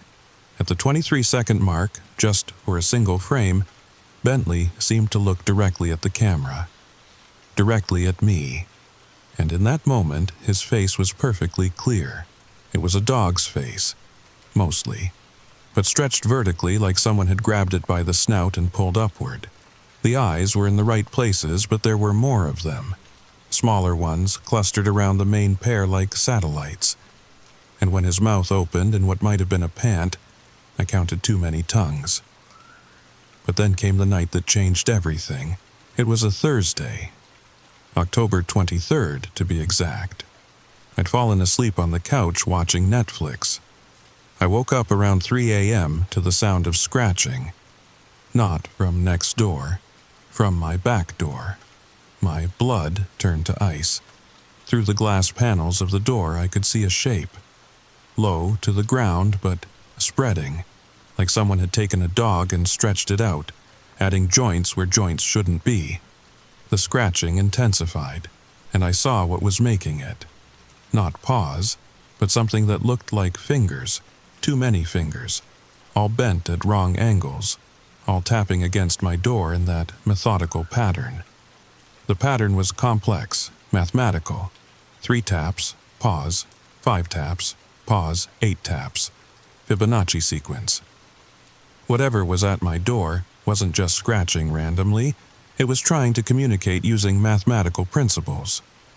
The realization was somehow more terrifying than simple animal aggression would have been. I couldn't move, couldn't breathe, could only watch as the thing, Bentley, tested my door. The fingers, and I was certain now that they were fingers, not claws, pressed against the glass, leaving smudges and patterns that hurt to look at directly. Each smudge seemed to bend light around it, creating optical illusions that made my eyes water. Then, as suddenly as it started, the scratching stopped. The shape melted away into the darkness, and I heard Mr. Hendricks's voice, soft and coaxing. "Come on, boy, not that house. We talked about this, only the ones I mark." The ones he marks? What did that mean? I didn't sleep the rest of the night. The next morning, I checked my door. There were scratches in the wood, in a pattern that looked almost like words. But not quite. Like something trying to communicate that didn't quite understand human language. But there was something else. The glass panels showed fingerprints, if that's what they were. I counted them obsessively. 37 distinct prints, all different sizes, all showing joint patterns that made no anatomical sense. Some had too many knuckles, others bent in directions that should have been impossible. And at the center of the glass, pressed like a signature, was a print that looked almost human. Except it had been made by something with at least 8 fingers. I needed answers, so I did what any reasonable person would do. I started spying on my neighbor. I set up a camera in my bedroom window, aimed at the backyard. I ordered motion sensor lights for my back porch. I even bought one of those pet cameras, the kind that alerts your phone when it detects movement. I was determined to figure out what Bentley really was. The first few nights, nothing unusual happened. Mr. Hendricks would let Bentley out. They'd walk around the yard, and that was it. but the camera still couldn't get a clear image of the dog. It was always distorted, like looking at something through water. What I did notice was the effect Bentley had on the environment around him. Plants seemed to bend away from his path, not like they were being pushed, but like they were recoiling. The motion sensor lights would flicker when he passed beneath them, sometimes cycling through colors that weren't in their normal spectrum. Deep purples and greens that made my eyes ache, and the other animals. They disappeared. Completely. I'd always had raccoons, possums, the occasional stray cat. After Bentley's arrival, nothing. Even the insects seemed to avoid the area. My backyard became a dead zone where only grass and weeds could survive, and even they grew in strange patterns, forming spirals and geometric shapes that had definitely not been there before. Then, on Halloween night, something different happened. I was handing out candy to trick-or-treaters when Mr. Hendricks appeared at my door. No costume, just his usual khakis and polo shirt. "Sarah," he said, that strange smile playing at his lips. "I wanted to warn you. Bentley gets agitated on Halloween. All the costumes and strangers. I'd keep your doors locked tonight." "Thanks for the heads up," I said, trying to keep my voice steady. He tilted his head, studying me with an intensity that made my skin crawl. His eyes didn't blink. I realized I'd never seen him blink. "You've been watching us through your window." My heart stopped. I haven't." "It's okay," he said, holding up one of those wrong-jointed hands. Up close, I could see that his fingers had too many segments, like they'd been broken and healed wrong multiple times. Curiosity is natural, but some things are better left unknown, for your own safety. As he spoke, I noticed something that made my stomach lurch. His shadow on my porch light. It didn't match his body. The shadow had more limbs, more angles. It moved independently, gesturing in ways that Mr. Hendricks' actual body wasn't moving. And for just a moment, I swear the shadow waved at me with what looked like at least 6 arms. He walked away before I could respond, leaving me standing there with a bowl of fun-sized Snickers and a growing sense of dread. That night, after the last trick-or-treater had gone home, I sat in my dark bedroom watching the camera feed on my phone. At exactly midnight, Mr. Hendricks's back door opened. But this time, he wasn't alone. There were 2 other people with him, or at least they looked like people from a distance. They moved with the same wrong-jointed fluidity as Mr. Hendricks's hands. The newcomers were dressed normally, jeans, sweaters, the kind of clothes you'd see on any suburban street. But their movements were identical to Mr. Hendricks's. That same perfectly controlled stillness punctuated by sudden, impossible gestures. And when they turned their faces toward the camera, the resolution seemed to drop, like the technology was struggling to process their features. And Bentley, God, Bentley was different that night. Bigger, more spread out. Like someone had taken a dog and unfolded it, revealing joints and appendages that should have been hidden inside. The security light from the house behind us caught him for just a second, and I saw too much. Too many legs, bending in too many places. A spine that rippled with extra vertebrae, and eyes in places where eyes shouldn't be. Along his flanks, clustered around what might have been additional heads or possibly just growths that had developed their own sensory organs. The 3 humans, if they were humans, knelt around Bentley, and I heard a sound like singing, but in no language I recognized. The melody was beautiful and horrible, rising and falling in mathematical progressions that seemed to bypass my ears and vibrate directly in my bones. Bentley responded with a noise that was part howl, part something else. Something that made my teeth ache and my vision blur. Then they all looked directly at my window, at my camera, at me. The moment their attention focused on me, my phone screen flickered. The image distorted, showing impossible geometries, angles that folded in on themselves. And through the distortion I saw them clearly for the first time. Mr. Hendricks and his companions weren't human. They were wearing human shapes like ill-fitting clothes, and the seams were showing. Where their skin should have been smooth, I could see joints, hinges, places where they bent that bones shouldn't allow. Their faces were human faces, but layered, like multiple expressions occupying the same space. I dropped my phone and scrambled away from the window, my heart hammering.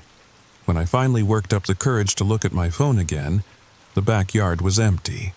But there was a new notification from the pet camera. Motion detected at your back door. I pulled up the feed with shaking fingers. There was nothing there, but the door handle was turning. Slowly, testing. I'd locked it, thank God. But whatever was out there was persistent.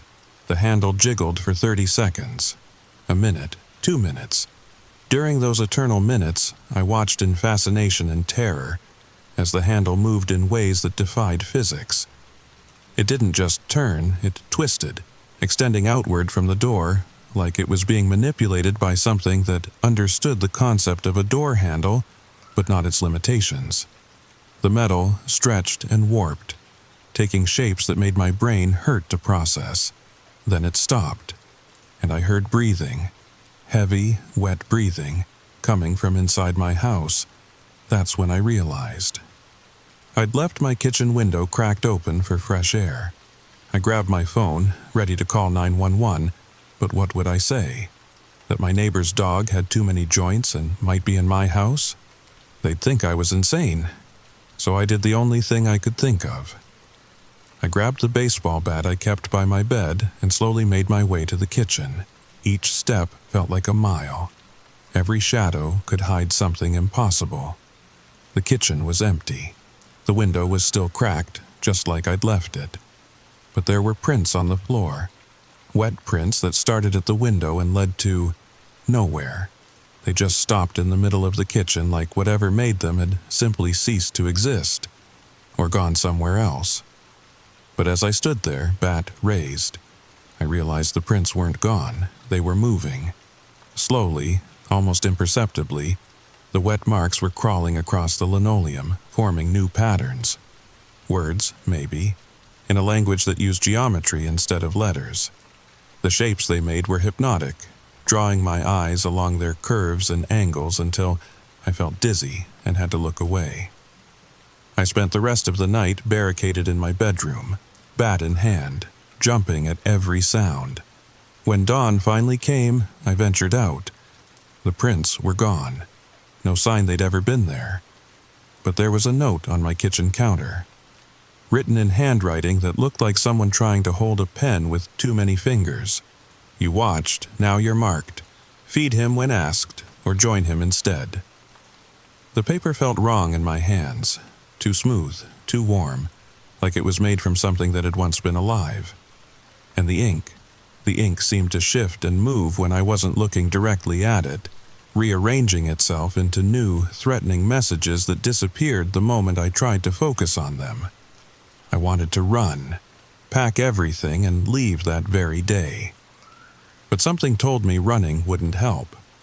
Whatever Mr. Hendricks and Bentley were, they'd marked me, and I had a feeling that Mark would follow me wherever I went. So I stayed, and I researched. I spent hours online, diving into forums about cryptids, supernatural creatures, things that shouldn't exist.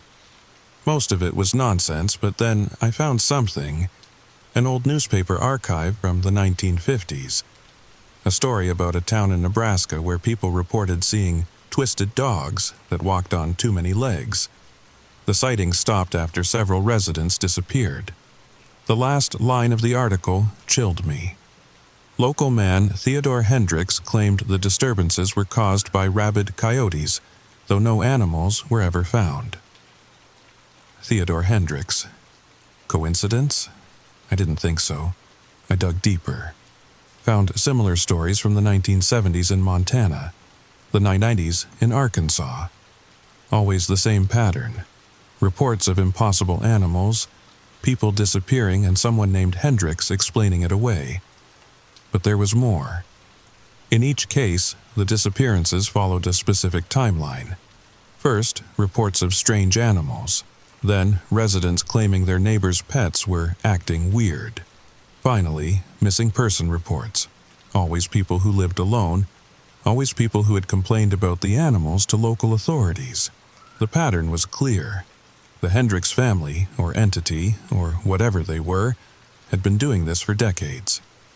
Moving from town to town, establishing themselves as normal neighbors, then systematically marking and harvesting residents who got too curious about their pets. That evening, as I sat at my kitchen table, surrounded by printouts and notes, there was a knock at my door. Not my front door, my back door. Mr. Hendricks stood there, holding what looked like a casserole dish. "Thought you might be hungry," he said through the glass. "May I come in?" Every instinct screamed no, but I found myself opening the door. He walked in like he owned the place, setting the dish on my counter. "You've been researching," he said, glancing at my papers. "Finding old stories, old names. Theodore Hendricks was your grandfather?" I asked, surprised by how steady my voice sounded. He laughed, a sound like joints popping in rapid succession. "Grandfather, father, great-uncle, me. Names are just labels, Sarah. We wear them like you wear clothes. Temporary, changeable. What are you?"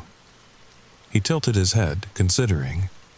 Up close, I could see that the gesture involved more muscles than it should have, his neck bending at points where humans don't have joints. "Have you ever thought about evolution, Sarah? About all the branches that didn't make it? The experiments that nature tried and discarded?" I stayed silent. "We're not discarded," he continued. "We're just selective. We choose when to show ourselves, who to trust, who to mark. And Bentley? Bentley is what happens when evolution takes a different path. When joints aren't limited by your simple understanding of anatomy. He's perfect in his way, and he's hungry. What does he eat?" That smile again. "The marked who don't comply. But also, regular dog food, mostly. He's not a monster, Sarah. Just different." "You said I'm marked. What does that mean?" Mr. Hendricks walked to my back door and opened it. "It means you're part of our neighborhood now. The real neighborhood. The one that exists in the spaces between what people see and what they ignore." Bentley crawled in. And crawled is the right word. He moved like liquid, joints rolling and popping, legs appearing and disappearing as needed. Up close, I could see he did have a dog's face, mostly, just stretched and multiplied, with eyes that held too much intelligence. The most disturbing thing about seeing Bentley up close was how normal parts of him looked. His fur was soft and golden, like a retriever's. His tail wagged with genuine canine enthusiasm. His eyes, the main pair anyway, were warm and friendly. But these normal features were attached to a body that defied every natural law, a constantly shifting mass of joints and limbs that rearranged themselves with each movement. "He likes you," Mr. Hendricks said as Bentley approached me. "That's rare." I held perfectly still as Bentley examined me. Tendrils that might have been paws, or might have been something else, touched my arms, my face. His touch was warm, gentle, almost affectionate. And then he did something impossible. He spoke, not with his mouth, but directly into my mind. "Scared, don't be. Protect, not harm, unless you harm." First, the voice in my head was layered, like multiple dogs trying to speak in unison. But underneath the canine thoughts there was something else. An ancient intelligence that had been watching humans for far longer than dogs had been our companions. "He's offering you a deal," Mr. Hendricks translated, though I'd understood perfectly. "Feed him once a month, just regular dog food, but at exactly 3:33 a.m., and he'll protect your house. Refuse and, well, the mark has other purposes too." What choice did I have? I nodded. "Excellent," Mr. Hendricks said, heading for the door. "First feeding is November 3rd. Don't be late." They left, Bentley, flowing out the door like water running uphill. I stood there for a long time, trying to process what had just happened. It's been 3 months now. 3 months of monthly feedings, 3 months of pretending everything is normal when I see Mr. Hendricks getting his mail. 3 months of lying awake, listening to Bentley's joints pop through the walls. But here's the thing. I haven't had a single break-in. No package thieves. Even the raccoons avoid my yard now. And last week, when my ex showed up drunk and angry at 2 a.m., Bentley was there before I could even call the police. I don't know what my ex saw, but he ran screaming and hasn't come back. The feedings have become almost routine now. Every month I set my alarm for 3:30 a.m. I open a can of the most expensive dog food I can find. Bentley seems to appreciate quality, and place it on a paper plate by my back door. At exactly 3:33, I hear the soft sound of joints popping, and Bentley flows under the door like he's made of liquid. He eats politely, cleanly, and always leaves the plate spotless. Sometimes, while he eats, he shares thoughts with me. Images mostly, views of the neighborhood from impossible angles, as if seen from multiple perspectives simultaneously. I've learned that 3 other houses on our street have made similar arrangements with different creatures. The Johnsons' cat has too many lives. The Martinez family's hamster has been alive since the 1960s. Mrs. Patterson's parakeet speaks languages that predate human civilization.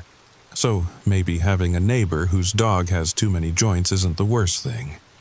Maybe the real monsters are the normal-looking ones. Maybe protection comes in forms we don't expect. But sometimes, late at night, I wonder, what happens to the people who refuse the deal? Where do they go? And why do I sometimes hear voices in Bentley's breathing? Voices that sound almost familiar. Last month, I could have sworn I heard Mrs. Chen's voice among them, speaking in that gentle tone she used when she offered me cookies. But Mrs. Chen moved to Florida to be with her grandchildren, didn't she? If you're still listening, check your neighbor's pet. Count the joints. Count the legs. And if the number seems wrong, maybe leave out some dog food at 3:33 a.m. just to be safe. Because Bentley isn't the only one out there. Mr. Hendricks told me that last week.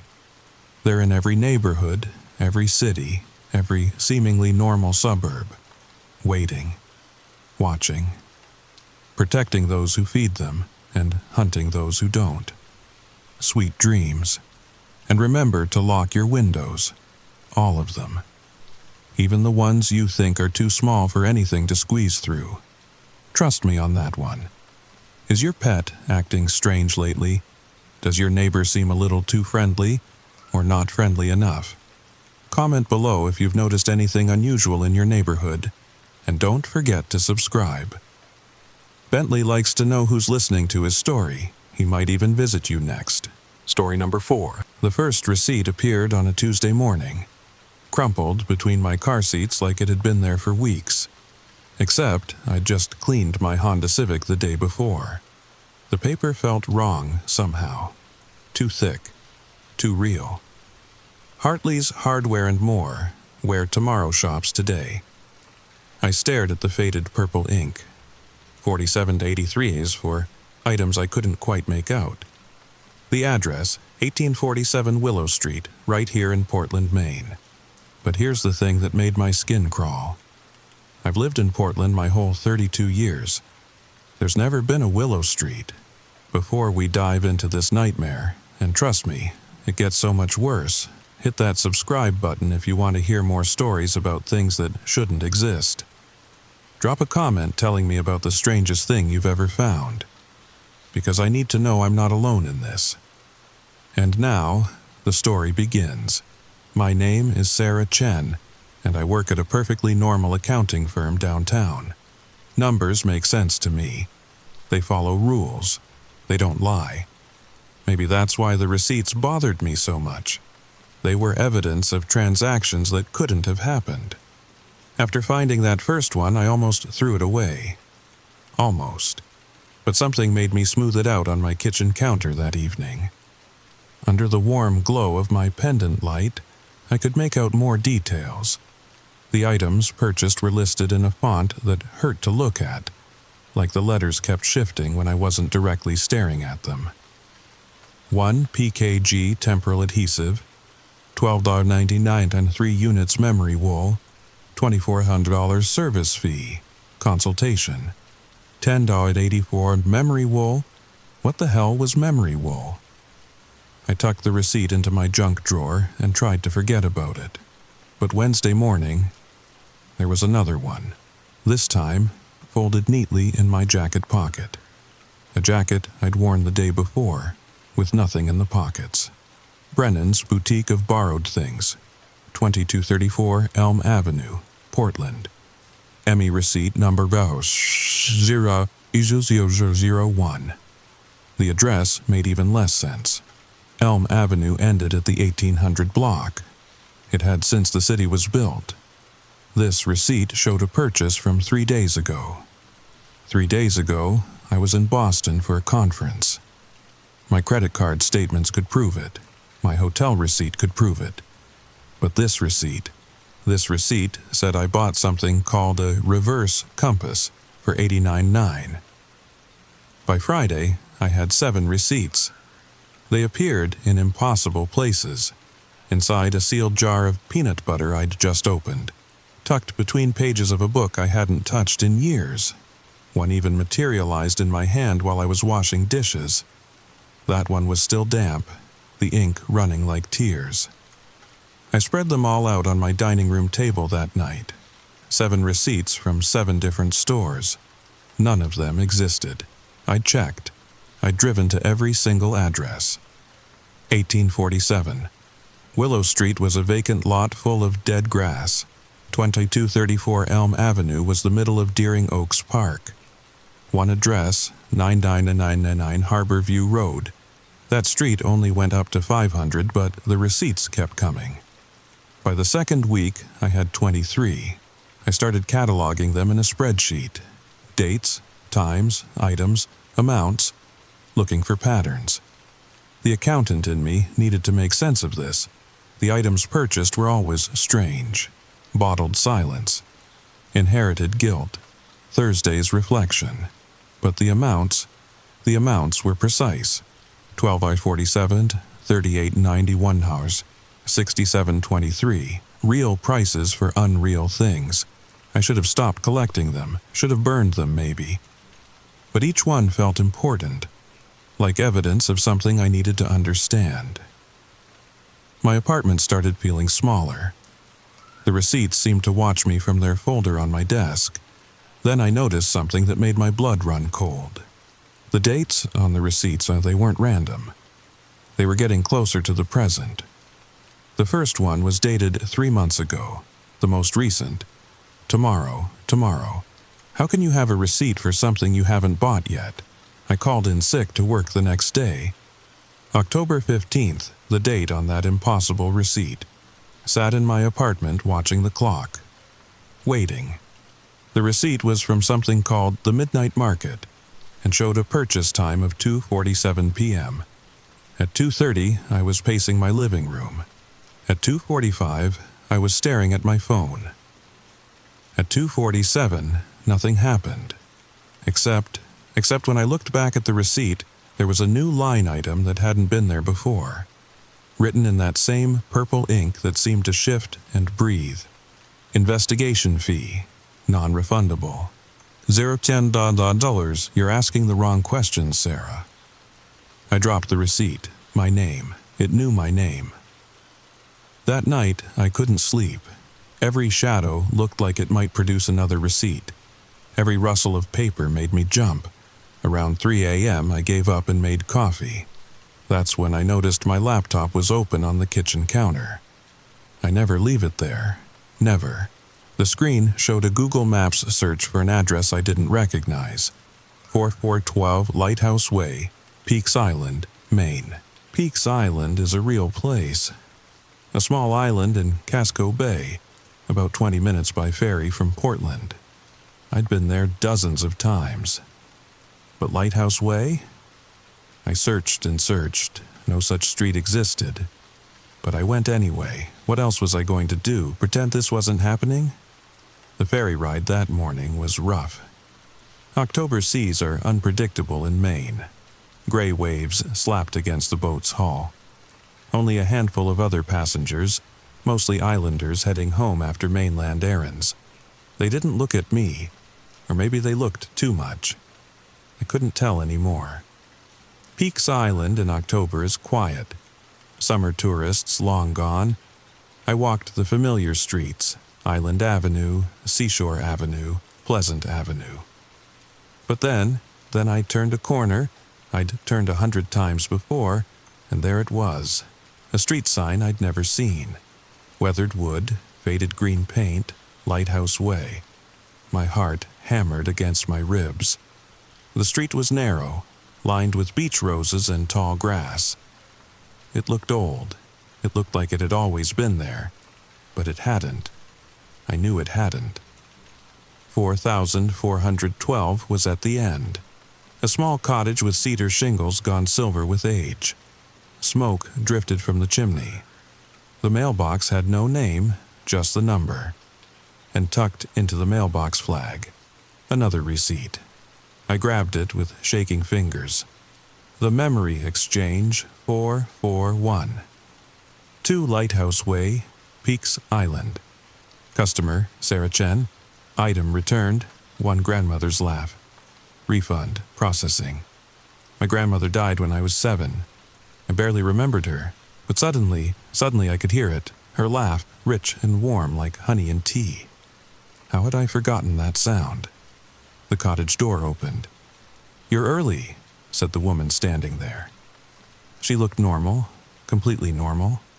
Jeans, fisherman's sweater, graying hair in a ponytail. "The appointment isn't until Thursday." "What appointment?" My voice came out as a whisper.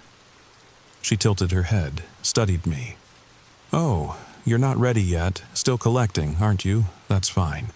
Keep the receipts safe, Sarah. You'll need them for the audit." "What audit? What are you talking about?" But she'd already closed the door. When I knocked, no one answered. When I walked around the cottage to peer in the windows, there were no windows, just solid walls. I ran all the way back to the ferry dock. But when I looked back, Lighthouse Way was gone. Just the familiar corner I'd known my whole life. On the ferry ride back, I found another receipt in my pocket. Today's consultation. Premature arrival penalty. $47.83. The exact amount from the very first receipt. I became obsessed, started calling in sick more often, spending entire days driving to the addresses on the receipts. Most led nowhere. Empty lots, patches of woods, sometimes just ocean where land should be. But occasionally, I'd find something. A store that flickered in and out of existence on Congress Street. I saw it for exactly 12 seconds, long enough to see my own face reflected in the window, except the reflection was wearing clothes I didn't own. A market in an alley off Exchange Street that was only there when it rained. I stood in a downpour for 3 hours, watching vendors sell things that couldn't exist. A jar of Tuesday, a map of nowhere, a key to every lock that was never made. I tried showing the receipts to others. My coworker Jim just saw blank paper. My sister Emma said they looked like old grocery lists. Milk, bread, eggs, normal things. Only I could see what they really were. The receipts kept appearing. Faster now, 3, 4 a day, my folder became folders. My spreadsheet grew to hundreds of entries. I found patterns, stores that appeared only on certain dates, items that were purchased in specific sequences, amounts that, when added together, equaled significant numbers, my social security number, my mother's birthday, the exact amount in my savings account. Then came the receipt that changed everything. November 1st, Day of the Dead. Fitting, really. The receipt materialized on my pillow when I woke up. Not crumpled or folded, pristine, like it had just been printed. The Department of Lost Things location, where you need it to be. Transaction, exchange pending items for trade. 34 years of memories accumulated. One identity, current. All receipts collected to date. In exchange for the truth about December 12th, 1998. December 12th, 1998. I was 10 years old, and I had no memory of that day. None. It was just gone. A blank spot in my childhood that I'd never really thought about until now. I needed answers. Real answers. That night, I did something I should have done weeks ago. I looked up the names of the stores, not just to see if they existed, but to see if they had ever existed. The Portland Public Library has archives going back to the 1800s. Newspapers, business directories, phone books. I spent hours in the basement, surrounded by the smell of old paper and dust, and I found them. Every single store on my receipts had existed. Hartley's Hardware closed in 1953 after a fire. Brennan's Boutique of Borrowed Things, a pawn shop from the 1920s, shut down when the owner disappeared. The Midnight Market, a traveling carnival attraction from 1897 that left town after a child went missing. They were all real, they were all gone. And somehow, I had receipts from them. But the dates were wrong. The receipts showed recent purchases, but these stores had been closed for decades, sometimes over a century. I photocopied everything. Articles about the stores, their advertisements, obituaries of their owners. The pattern became clearer. Every single business had ended badly. Fires, disappearances, scandals, death. And then I found the article that made me stop breathing. Portland Daily News, December 13th, 1998. Local girl found after 24-hour disappearance. Sarah Chen, age 10, was found this morning in Deering Oaks Park after being reported missing yesterday. The child has no memory of the past 24 hours. Police suspect she may have fallen and suffered a concussion, though no injuries were found. She just keeps talking about receipts, her mother told reporters. She says she needs to keep the receipts safe. I stared at my own name in the old newspaper, at the grainy photo of my younger self. I looked terrified. What happened to me on December 12th, 1998? The final receipt came on December 11th. Not December 12th, like I'd expected. It appeared in my hands while I was drinking morning coffee, materialized between my fingers like a magic trick. Final notice. The Department of Lost Things audit scheduled. December 12th, 2024. Time, midnight. Location, where it all began. Please bring all receipts for processing. Failure to appear will result in permanent forfeiture where it all began. I knew exactly where that was. Deering Oaks Park, the place they'd found me 26 years ago. I spent the day preparing. Organized all the receipts. There were 247 of them now. Put them in chronological order in a leather portfolio I'd bought specifically for this purpose. Wrote a letter to Emma explaining everything just in case. Charged my phone, brought a flashlight. At 11:45 p.m. I stood at the park entrance. The gates were locked, but they'd never stopped me as a kid. I climbed over just like I had all those years ago. My feet remembered the path, even if my mind didn't. The pond at the center of the park was still, reflecting the crescent moon. I checked my phone, 11:58. The receipts in my portfolio seemed to pulse with their own warmth. At exactly midnight, the world shifted. The park was the same, but different. Older, newer. Trees that had been cut down decades ago stood tall. The pond was clearer, filled with water that glowed faintly blue. And all around me, stores. They lined the paths like a night market. Hartley's Hardware with its painted sign swinging in a breeze I couldn't feel. Brennan's Boutique, lights warm and inviting. The midnight market spread out in tents and stalls, and dozens more I recognized from the receipts. "Welcome back, Sarah." The woman from the cottage on Peaks Island stood behind me, but she looked different now. Younger, older, both, neither. "I don't understand any of this. You did once. When you were 10, you understood perfectly." She held out her hand. "The receipts, please." I clutched the portfolio tighter. "Not until you tell me what happened, what this place is." She smiled, sad and knowing. "This is where lost things go. Lost stores, lost memories, lost time. You stumbled in here as a child. December 12th, 1998. You spent a whole day here, shopping." "Shopping for what? For a life without sadness? Your grandfather had just died. You wanted to trade your grief for something else. We let you browse, let you collect receipts for all the things you could exchange your pain for. But in the end, what? You chose to keep it. The grief. You said it was worth having because it meant you'd loved him. So we let you go. But the receipts stayed with you, seeds of possibility. They were supposed to fade, but you're an accountant now. You hold on to receipts, and holding on to them, it kept the connection open." I looked around at the impossible stores, at the things that shouldn't exist. "So this is real? As real as loss, as real as memory, as real as the things we wish we could buy our way out of." She gestured to the stores. "You can shop now if you want. Trade what you have for what you think you need. That's what the audit is, a chance to balance your books." I opened the portfolio.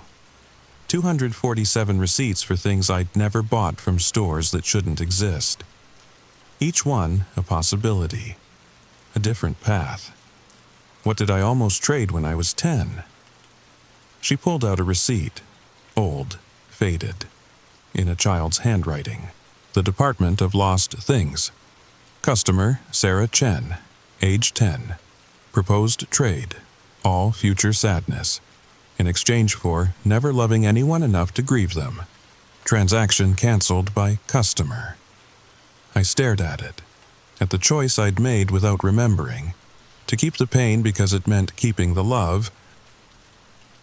"The stores are closing soon," the woman said gently. "The audit can only last so long. What would you like to purchase?" I looked at the receipts in my hands, each one a record of something I could have. Bottled silence to never hear bad news. Inherited guilt to understand my parents better. A reverse compass to always find my way home. But I thought about my grandmother's laugh, how I'd forgotten it until that receipt gave it back. How forgetting had been its own kind of loss. "I want to remember," I said. "December 12th, 98, all of it." She nodded. "That will cost exactly 247 receipts." I handed her the portfolio. The moment she took it, the memories flooded back.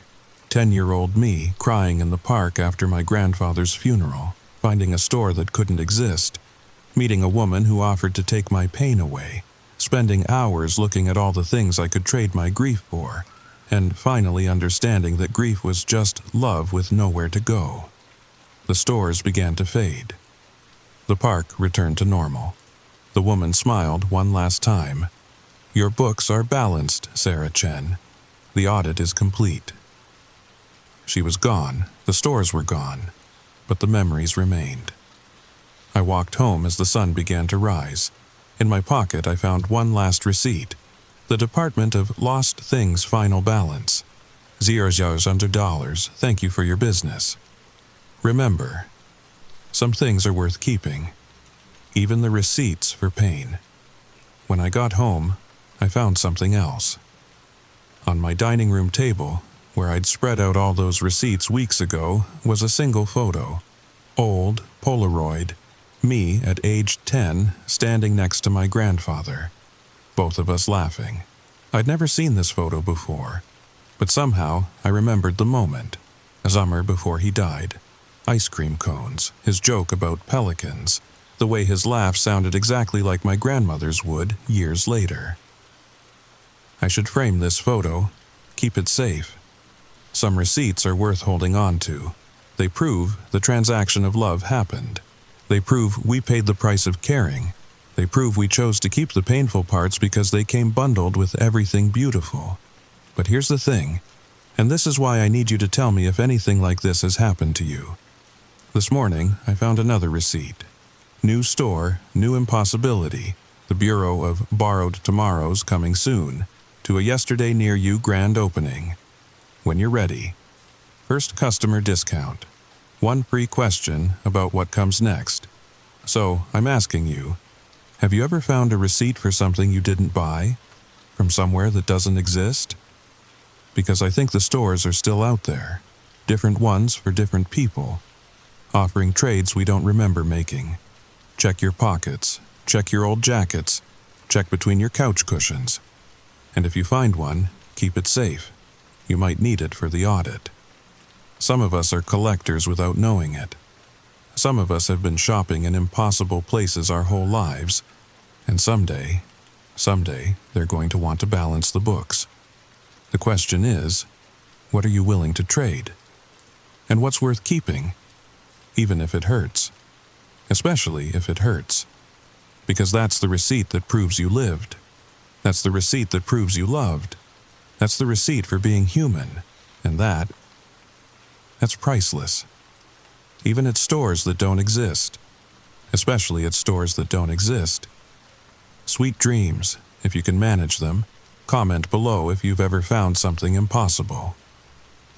Subscribe if you want to hear what happens when I visit the Bureau of Borrowed Tomorrows. Because I'm going, I have to know what comes next. Don't you? Wait, there's more I haven't told you. Something that happened between finding that photo and this morning's receipt. Something that explains why I'm so certain you need to hear this story. 3 days after the audit, I went back to work. Pretended everything was normal. Filed reports, reviewed spreadsheets, attended meetings about quarterly projections. But normal was a costume that didn't fit anymore. My coworkers looked different. Flatter somehow. Like receipts themselves. Records of transactions rather than real people. During lunch that Wednesday, Jim from accounting knocked on my cubicle wall. "Sarah, you got a minute? Found something weird in the archives." My blood chilled. What kind of weird? He handed me a manila folder. Old employee records from the 50s. Found them while digitizing files. There's someone in here with your exact name. Inside was a black and white employee photo. A woman, maybe 35, wearing 1950s attire. The nameplate read, Sarah Chen, Senior Accountant, 1901 to 1953. She had my face. Not similar. Not resembling. My exact face. Crazy coincidence, right? Jim laughed. Same name, same job, even looks a bit like you. I managed to nod, managed to smile. But under the photo was an employment termination notice. Employee failed to appear, December 12, 1953. Position abandoned. Personal effects unclaimed. That night, I searched every genealogy site, every ancestry record. No Sarah Chen in Portland in the 1950s. No record of her birth, death, or existence. Except for that employee file. I went back to the library. Searched the newspapers for December 1953, and I found it. Page 6 small article. Local woman missing, accountant Sarah Chen, 35, has been reported missing by her employer, Hartley and Associates. She was last seen December 11th leaving work. Anyone with information, please contact Portland Police. Hartley and Associates, as in Hartley's Hardware. The first receipt. My hands shook as I photocopied the article. The woman in the grainy newspaper photo was definitely me. But how? How could I have existed in 1953? That's when I remembered something the woman at the audit had said. Some things are worth keeping. What if I wasn't the first Sarah Chen to find the receipts? What if this was a cycle, repeating every few decades? What if the receipts weren't just appearing? What if they were returning? I drove home in a daze, found myself staring at that Polaroid of me and my grandfather, really looking at it, and in the background, barely visible, a store sign, blurry but readable if you knew what to look for, the Department of Lost Things. My grandfather knew. He'd been there. That's why he'd been so insistent about teaching me to save everything, document everything. Keep your receipts, Sarah Bear, he'd always said. You never know when you'll need to prove where you've been. I called my mother that night. Hadn't spoken to her in weeks.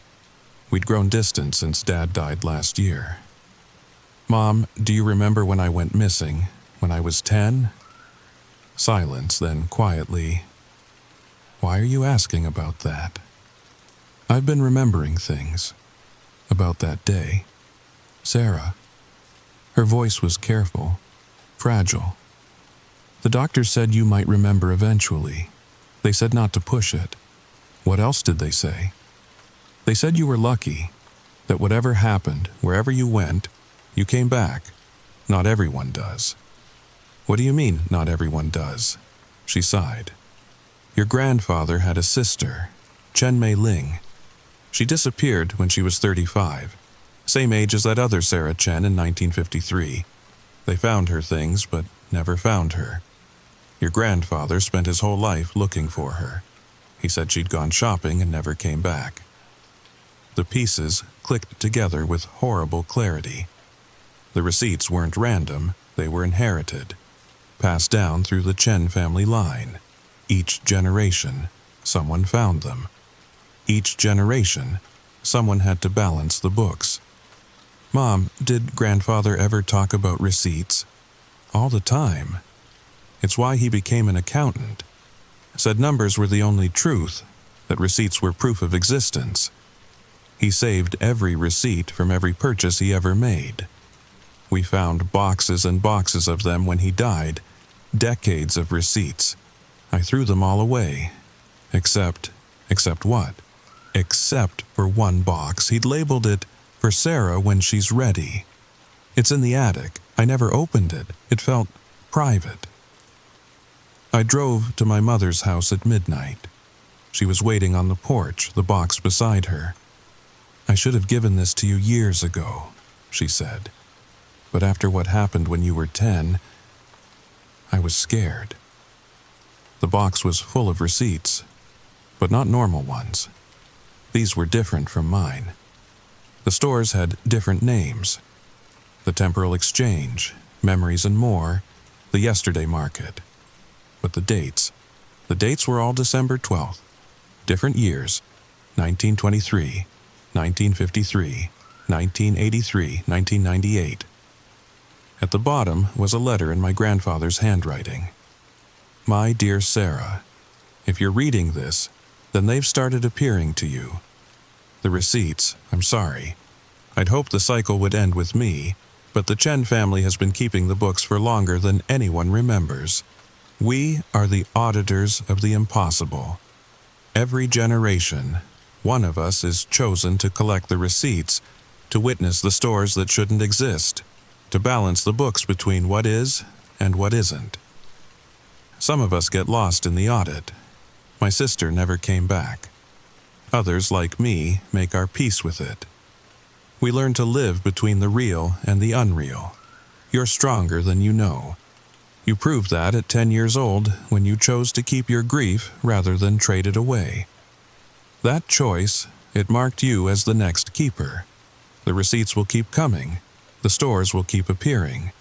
And someday you'll train the next generation, because someone has to keep track.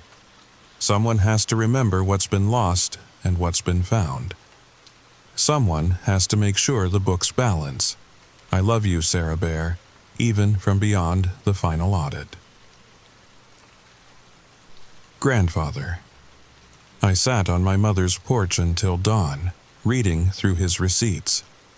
Each one a story, a transaction between worlds, a record of things that existed in the spaces between reality. Now I understood. The Sarah Chen from 1953 wasn't me. She was my great-great-aunt, pulled into the same cycle. And somewhere, somewhen, there would be another Sarah Chen, another keeper of impossible receipts. The Bureau of Borrowed Tomorrows wasn't just another store. It was my inheritance, my turn to run the shop, to be the one behind the counter, offering impossible trades to people who stumbled into spaces that shouldn't exist. That's why I need to know if you've found receipts. Because I'm starting to understand the real audit. It's not about balancing my books. It's about balancing everyone's. Every lost thing needs accounting. Every impossible transaction needs recording. And I can't do it alone. So please, check your pockets. Check your old photos. Look for the stores that exist in the corners of your vision. The ones that disappear when you look directly at them. Because the Department of Lost Things isn't just one store. It's a whole economy of impossible places. And we're all shopping there whether we remember it or not. We're all collecting receipts for things we've lost. Things we've found. Things we've traded away in moments of desperate hope or crushing despair. And someday we all face the audit. The question isn't if you'll find a receipt. The question is, are you ready to remember what you bought? Are you ready to remember what you paid? Are you ready to remember who you really are when you shop at stores that don't exist? Because I am, finally, after 26 years of forgetting, I'm ready to remember everything. Even the parts that will hurt. Especially the parts that explain why you're listening to this story right now. You see, this isn't just a story, it's a receipt. And by listening all the way to the end, you've completed a transaction. You've traded your time for my truth. And that receipt, it's already in your pocket. Go ahead, check. I'll wait.